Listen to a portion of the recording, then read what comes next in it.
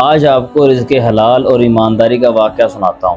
ایک بازار میں ایک دکاندار پھل بیچ رہا تھا۔ ریڈی اس نے لگائی ہوئی ہے، وہاں پہ خوبصورت پھل سجا کر رکھے ہوئے ہیں، اوپر بہترین صاف ستھرے پھل سجائے ہوئے ہیں، اور نیچے والا جو حصہ ہے وہاں پہ جس کو ہم خراب پھل کہتے ہیں، داغدار پھل کہتے ہیں، وہ رکھے ہوئے ہیں۔ ایک خریدار آتا ہے اور آگے کہنے لگتا ہے کہ بھائی مجھے سیب چاہیے، 2 کلو میرے لیے سیب تول دو۔ ساتھ اس نے یہ بھی کہہ دیا کہ اچھے سیب تول دینا، کہیں ایسا نہ ہو کہ خراب سیب آپ ڈال کے دے دو ہمیں۔ دکاندار آگے سے کیا کہتا ہے؟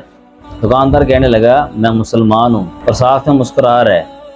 دکاندار آگے سے مسکراتا ہوا کہہ رہا ہے کہ میں مسلمان ہوں، میں دھوکہ نہیں دوں گا۔ لیکن جیسے ہی گاہک کا دھیان بھٹکتا ہے، اس نے یہ کیا کہ اس کا جو سامان تھا، صاف ستھرے پھل اس نے چنے ہوئے تھے، وہ نکال کے فوراً داغی جو پھل رکھا ہوا تھا ریڈی پہ، وہ اس نے شاپر کے اندر ڈال دیا۔ یہاں پہ اس نے بے ایمانی کا مظاہرہ کیا ہے۔ زمانے کا کیا اصول ہے؟ جیسا کرو گے ویسا بھرو گے۔ اب اس کو اس کا بدلہ بھی ملنا تھا۔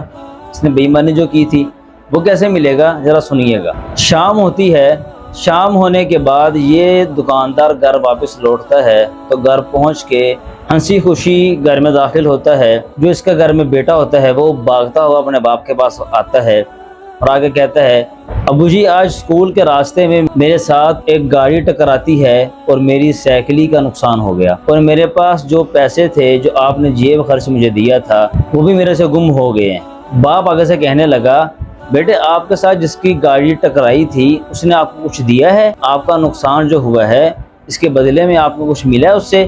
بیٹے نے کہا نہیں، وہ ہمیں دھوکہ دے کے بھاگ گیا ہے۔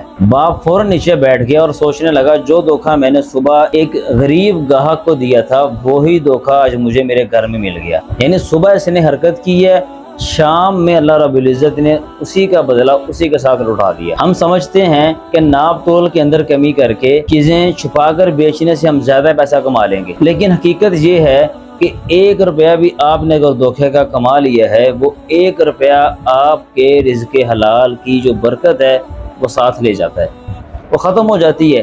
نبی کریم صلی اللہ علیہ وسلم کا ارشاد بھی یہی ہے، من غش فلیس منا، یعنی کہ جس نے دھوکہ دہی کی وہ ہم میں سے نہیں ہے۔ آپ صلی اللہ علیہ وسلم کے اس فرمان سے ہمیں یہ سبق ملتا ہے کہ جس نے بھی دھوکہ دہی کی ہے، جس نے بھی کسی چلاکی کے ساتھ اپنا سامان بیچا یا کسی بھی مسلمان کو تکلیف دی یا دھوکہ دیا، تو وہ ہم میں سے نہیں ہے۔ یعنی کہ ہم میں سے نہیں کا مطلب یہ ہے آپ صلی اللہ علیہ وسلم کے جو امتی ہیں وہ ان میں سے نہیں ہیں۔ اور ایک یہ بھی مطلب ہے جس طرح ہمارے اوپر اللہ رب العزت کی رحمت برستی ہے اور برکت برس رہی ہے، اس رحمت اور برکت کے اندر اس کا حصہ نہیں ہے، اور ہمیں اسی چیز کی فکر کرنی چاہیے۔ اور آج سے ہی آپ اس بات کی نیت کر لیں اور مکمل پختہ ارادہ کر لیں، اپنے کاروبار کا، روزمرہ کی آمدن کا جائزہ لیں، تھوڑا کما لیں مگر حلال کمائیں، کیونکہ جو مال دھوکے سے آئے گا وہ ہسپتالوں میں یا کسی بھی نقصان کی صورت میں آپ سے واپس چلا جائے گا۔ اگر اپنے کاروبار کے اندر برکت اور وسعت چاہتے ہیں تو ایمانداری کو اپنا شعار بنا لیں۔